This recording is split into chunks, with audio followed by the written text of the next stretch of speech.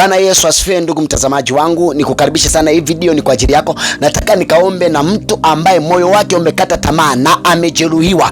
Mwingine ni kwenye ndoa, mwingine ni kwenye biashara, mwingine ni kule kazini, moyo wako hauna amani, na mwingine hivi ninavyozungumza unatamani hata usiwepo duniani. Huna haja ya kukata tamaa, umeumia. Ni kweli una maumivu, hata ninavyozungumza unajisikia vibaya. Nataka nikaombe na wewe. Yuko Kristo asiyekuacha, yeye yuko na wewe. Wanadamu wanaweza kukukataa, ndugu zako wanaweza kukataa, pengine wamekusaidia wamechoka, lakini nisikilize, sijajua ni nini. Pengine ni ndoa, yule aliyekuambia sweet honey amekuacha, hakutamani tena na ukaumia, na pengine anatembea na wengine. Weka mkono kwenye kifua chako. Baba, asante kwa ajili ya mtazamaji wangu huyu ambaye ananitazama. Mwingine ndoa yake hivi ninavyozungumza, mume aliyemuita majina mazuri amemwacha, na mwingine mahali alipokuwa anafanya kazi akilisha familia akitegemea kupata pesa, hapapo tena, ametolewa kazini, na mwingine ni eneo la biashara. Bwana, ninaomba neema yako na mkono wako, wewe uliye daktari wa moyo, ganga moyo wake, ponya, ondoa maumivu. Anatamani hata siwepo duniani. Kristo, ganga, ondoa kila maumivu, msaidie Bwana Yesu, katika jina la Yesu. Rejesha furaha katika jina la Yesu. You are a prince of peace, wewe ni mfalme wa amani. Leta amani kwenye moyo huu